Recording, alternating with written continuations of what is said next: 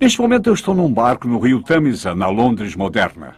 Atrás de mim pode-se ver a famosa Torre de Londres e logo após a Ponte da Torre. Mas não é a Londres de 1324, quando John Wycliffe nasceu. Ele, como qualquer outro profeta, é um homem que surge como uma raiz em solo árido. Para se ter uma ideia da aridez do solo daquela época, permita-me antes contar que ele nasceu em 1324, cerca de 10 quilômetros de distância de Richmond, em Yorkshire. Ele tinha uma mente extraordinária. Diziam que era capaz de debater com homens em um concílio e argumentar até não terem mais uma única pergunta sequer ou uma resposta para dar. Vou contar-lhes sobre a coragem deste homem ao se posicionar contra o poder do rei, poder do parlamento, poder da universidade e, ainda pior, o poder da Igreja Imperial. Vou falar ainda de seu carisma. Ele conseguia reunir à sua volta grupos de homens que se dispunham a expor suas convicções e serem mortos e queimados. Não é difícil resumir os 60 anos que John Wycliffe viveu desde 1324 até 1384. Os primeiros 16 anos de vida foram vividos na obscuridade, até onde os historiadores conhecem, até que se mudou para a cidade de Oxford. Quando chegou aqui, veio para estudar e passou os primeiros 16 anos buscando a graduação em bacharel de artes. Os 16 anos seguintes, ele trabalhou em seu doutorado de teologia. E os últimos 12 anos de sua vida, ele passou aqui na universidade, 11 deles ensinando numa das faculdades. Quando Wycliffe tinha 24 anos, uma terrível peste negra assolou a Europa e, por fim, chegou à Inglaterra. Não havia cura. Seus tentáculos alcançavam ricos e pobres, jovens e velhos, e causou grande temor ao coração de Wycliffe. O povo de Londres passou a utilizar os campos abertos de Smithfield como um local comum para enterros, onde colocavam 200 vítimas todos os dias. Aquele luto diário continuou até que a praga tivesse dizimado centenas de milhares de vidas.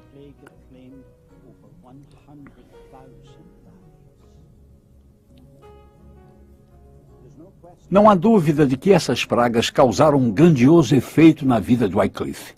Na verdade, dois dos maiores fatores que fizeram deste homem um reformador, um deles está relacionado a essas pragas.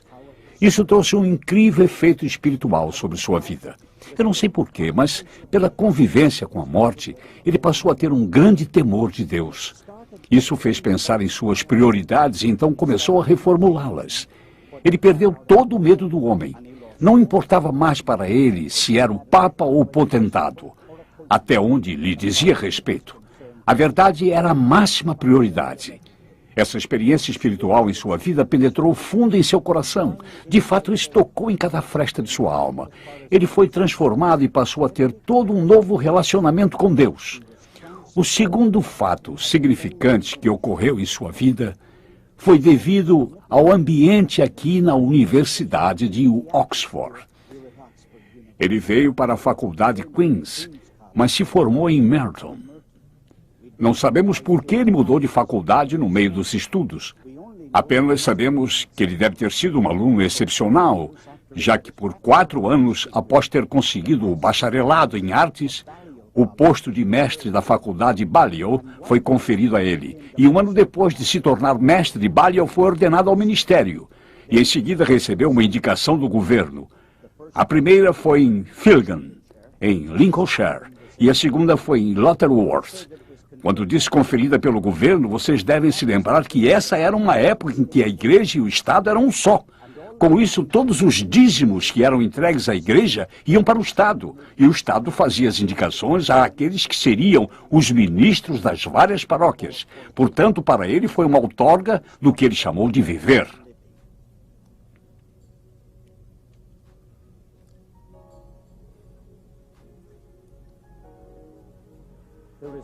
Não há dúvida de que sua estada aqui em Oxford causou um efeito enorme em sua vida como um reformador. A maneira como eles faziam as coisas naquela época, a atmosfera acadêmica, era diferente. Não era uma simples questão de ser capaz de fazer suas anotações durante a aula e reproduzi-las nos exames. O que eles faziam naquela época era definir seu talento através do quanto você era capaz de defendê-lo em público. Esses debates eram comuns e assim ele se tornou um mestre em debates. As coisas começaram a ficar menos cinza e bem mais preto ou branco. Segundo sua opinião, certo era certo e errado era errado, e o certo tinha que prevalecer naquela época.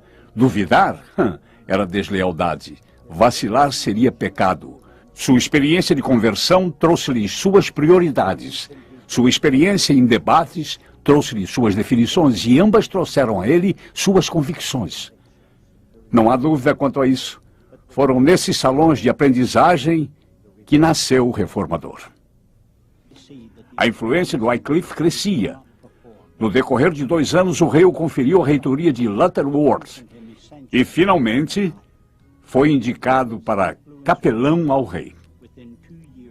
Outra batalha nesta Guerra Fria com Roma foi no campo da teologia. Wycliffe censurou a doutrina da transubstanciação. A doutrina era uma inovação recente, datando apenas de 1215. A igreja afirmava que os elementos da comunhão eram transubstanciados no real corpo e sangue de Cristo. Wycliffe viu sérios problemas na interpretação dada pela igreja. A sua investigação sobre esses assuntos causou a morte de homens nobres que foram queimados 125 anos depois por causa de sua oposição a esta doutrina. Apesar de tudo isso, o fato de Wycliffe ter recebido seu doutorado em 1372 sugere que ele não era considerado herético pela igreja naquela época. Sua caneta poderosa de 1360 a 1381 DC. Um sentimento de desesperança religiosa entristecia seu espírito. Então John Wycliffe admoestava seus pupilos acerca das grandes imoralidades daquela época. E então ele pegava sua caneta e escrevia. Sem dúvida, seus escritos influenciaram profundamente os alunos da faculdade Balliol. Estou neste momento na sala de jantar da faculdade e é um hall de recordações. Há retratos pendurados nas paredes de alguns dos mais famosos ex-alunos, entre eles, por exemplo, um primeiro-ministro.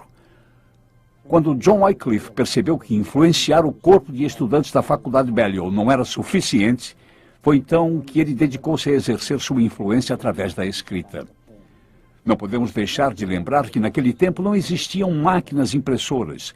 Todo documento tinha que ser escrito a próprio punho e esmeradamente reproduzido com o objetivo de circular entre o público. Não sabemos exatos quantos documentos ele escreveu, mas certamente sabemos que havia 200 manuscritos distintos que vieram das mãos de Wycliffe.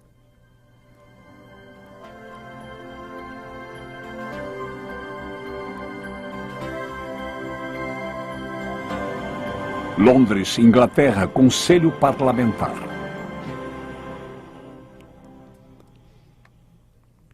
A próxima sucessão de eventos importantes nos escritos de Wycliffe veio em 1366, quando ele decidiu com o parlamento ir contra um tributo que estava sendo exigido pelo Papa Urbano V. Ele considerava as solicitações do Papa inconstitucionais, porque violavam o estatuto parlamentar e, ao mesmo tempo, eram injustificadas.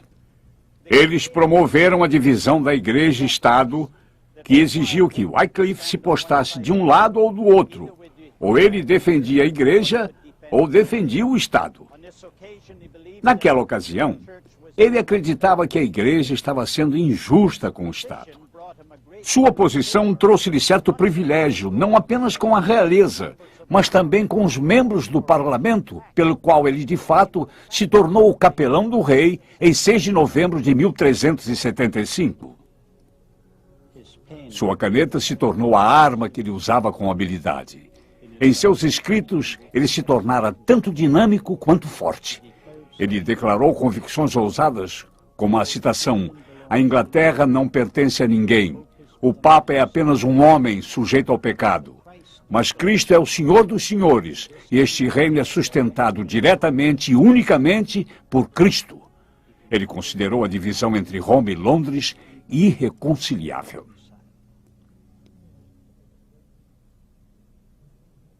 A ponta de sua caneta tão produtiva era como uma espada, cortante, como se a ponteira tivesse sido mergulhada em ácido.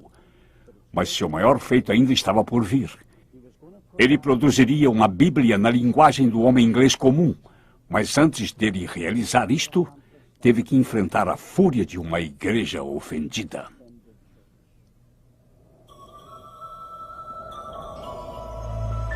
Heresia, de 1377 a 1383 DC. Catedral de São Paulo, Londres, Inglaterra. Após Wycliffe ter escrito seu domínio civil, todas as ameaças contra ele acabaram se tornando ataques.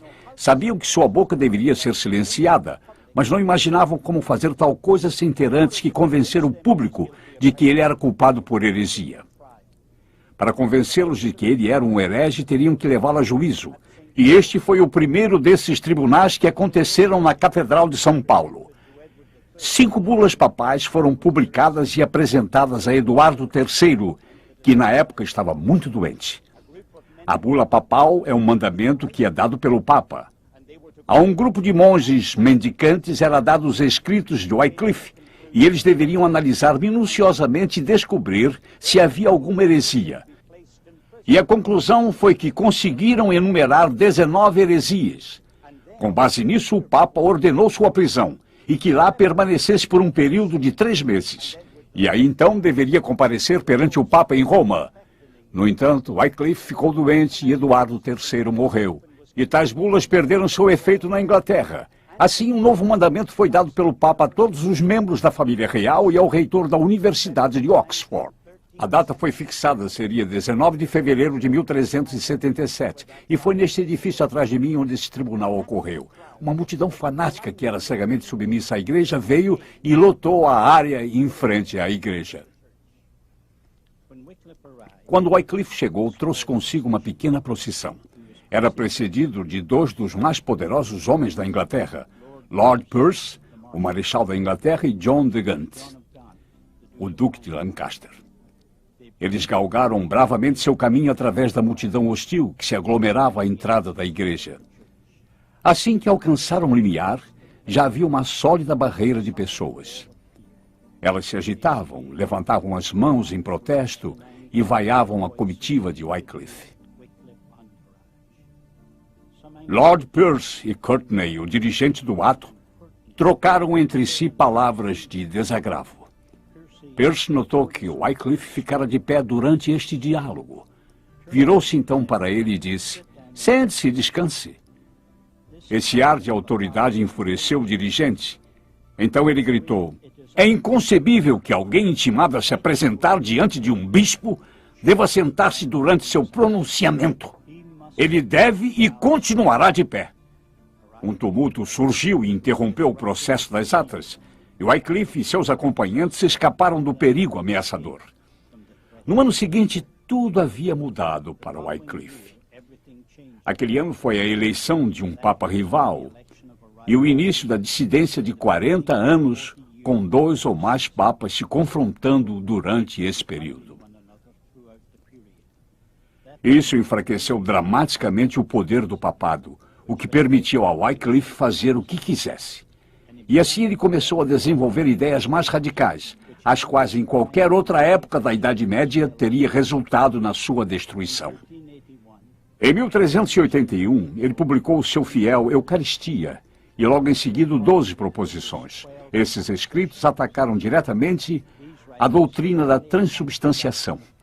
Wycliffe considerava tal ensinamento antibíblico e sem sentido.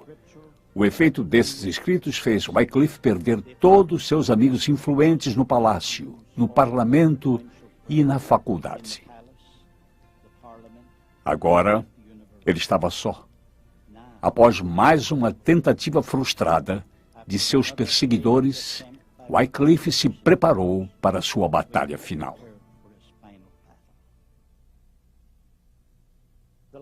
O último julgamento que teve que enfrentar foi em 1383 e ocorreu aqui na cidade de Oxford.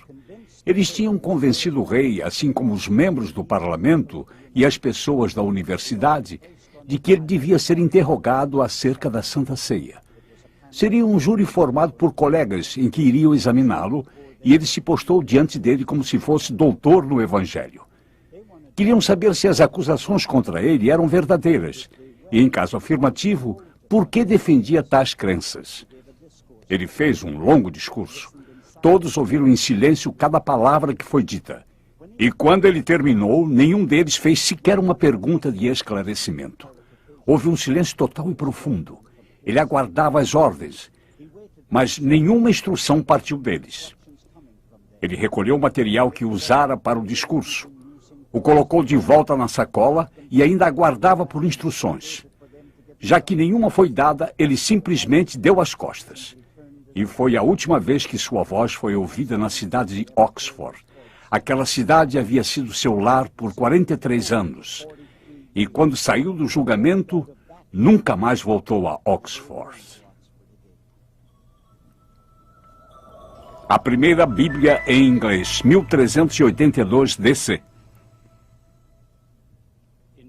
Em 1378, Wycliffe e seus discípulos começaram a traduzir toda a Bíblia para a língua inglesa pela primeira vez. É impossível estimar o valor da influência desta obra notável. Wycliffe defendia que a Bíblia continha toda a revelação de Deus e que era desnecessário qualquer ensinamento além, pela tradição da Igreja, Papa ou qualquer outra fonte. Além disso, qualquer outra autoridade, tradição ou até os papas deveriam ser avaliados através das Escrituras. E, por fim, que houvesse livre acesso à Bíblia para todos os cristãos, até mesmo aos plebeus. E, em seguida, naturalmente, que a Bíblia fosse traduzida para a linguagem comum do povo. Não foi uma tradução das línguas originais por duas razões. Os manuscritos que mais tarde foram disponibilizados ainda não tinham sido descobertos. E os idiomas nos quais os documentos originais foram escritos eram ainda desconhecidos na Inglaterra. Mas Wycliffe era bom em latim clássico, e a fonte de sua tradução das Escrituras foi a Vulgata Latina de Jerônimo, do ano 405 d.C. Quanto tempo Wycliffe e seus discípulos levaram para traduzir o Novo Testamento, nós não sabemos. Sabemos apenas que isto se deu quando ainda lecionava em Oxford, pois só a concluiu em 1380. Presumindo que o trabalho de tradução levaria alguns anos, subentende-se que isso foi desnecessário por causa das ameaças contra sua vida na Catedral de São Paulo e mais tarde no Palácio Lambeth. Ele acreditava piamente que iria terminar seus dias numa masmorra em uma das 7 colinas de Roma, ou numa fogueira em Londres. Certa vez perguntaram a ele, por que você fala em procurar a coroa do martírio? Pregue o Evangelho de Cristo para os prelados altivos, e o martírio não tardará em encontrá-lo. O quê? Disse ele. Devo viver em silêncio? Nunca. Deixe que o infortúnio venha. Eu estarei aguardando. Ele deduziu que a vida era incerta, que nenhum efeito suportável resultaria de seus esforços. Além disso, o livro indestrutível chegaria às mãos de jovens pregadores. Em 1382, ele concluiu o Velho Testamento e, pela primeira vez na história da Inglaterra, o povo teve a Bíblia em sua própria língua. Atrás de mim está a igreja paroquial de Lutterworth, onde John Wycliffe foi reitor nos últimos 12 anos de sua vida. Ele não vinha aqui com tanta frequência até deixar a cidade de Oxford, quando veio para copiar suas Bíblias. Para reproduzir uma de suas Bíblias, toda escrita à mão, levou 10 meses. Diferentes historiadores nos deu custos diferentes para adquirir uma dessas Bíblias. Elas custavam algo entre 30 e 40 libras, ou seja, 9.600 centavos. E lembre-se que esta era uma época em que uma galinha poderia ser comprada por 2 centavos e um porco poderia ser comprado por 4 centavos. John Fox, um historiador, disse que as pessoas traziam um peso de feno para que pudessem adquirir um dos Novos Testamentos por um dia. E era registrado que alguns deles trabalhavam por um mês e davam todos os seus ganhos de um dia de trabalho para obter uma página da Bíblia.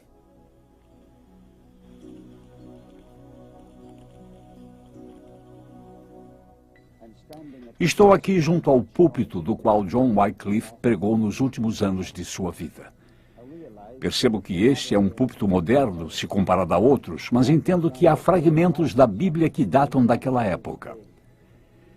Estranho quando se pensa nisso. Nos limites deste pequeno pódio, sua voz ecoou tão claramente que alcançou de norte a sul esta nação. E em seus últimos dias, suas pregações não saíram deste púlpito, e sim desta alcova à minha esquerda. Foi em 28 de dezembro do ano de 1384 que o famoso reitor da paróquia celebrou sua última comunhão do ano. De fato, esta veio a ser a última comunhão de sua vida. Ele conduziu por um tempo a cerimônia até que sofreu um infarto. E a providência divina o fez retirar-se, e ele tombou sobre a cadeira que está bem atrás de mim. 4 homens se levantaram da congregação e, em silêncio, caminharam em sua direção. E pegaram a cadeira pelos 4 cantos com seu corpo ainda ali, e em reverência a trouxeram por esta porta lateral, e depois através dos jardins. 2 dias depois, em 31 de dezembro, deu seu último suspiro. Não creio que alguém vá questionar o fato, mas esse homem liberou uma força incrível na Inglaterra. Trouxe luz à escuridão. Libertou uma igreja. Elevou a sociedade ao ponto de sentirmos o impacto disso ainda hoje, mais de 600 anos depois. E na providência de Deus, ainda sentiremos nas próximas gerações. Wycliffe não poderia nunca imaginar o impacto tão grandioso que sua influência teria após sua morte. Os discípulos de Wycliffe pegaram a Bíblia traduzida por ele e, como uma semente, a plantou por toda a Inglaterra. De fato, as ideias de Wycliffe foram também de grande influência no continente europeu. Alguns de seus pupilos de Oxford levaram cópias de sua obra para a Boêmia, onde hoje é a Tchecoslováquia. Seus ensinamentos influenciaram no surgimento do descenso que resultou na morte de John Huss em 1450. Huss foi apenas um de um exército de seguidores de Wycliffe que foram perseguidos e queimados na estaca. Em 1428, seus ensinamentos se alastraram de tal forma que a igreja censurou seus escritos, desenterraram seus ossos, os queimaram e os lançaram no rio Swift, que fica bem ao lado de sua igreja em Lutterworth. Eles desejavam apagar de uma vez por todas o fogo da influência de sua heresia. Um comentarista deste evento mais tarde disse, e eu repito, eles transformaram seus ossos em cinzas e as lançaram no Swift, um pequeno rio que corria por ali. No entanto, as águas do rio levaram as cinzas para o Avon para o Severn para os mares, e estes para os oceanos. E então as cinzas de Wycliffe são um poderoso símbolo de seu ensinamento e de sua Bíblia, os quais estão agora espalhados por todo o mundo.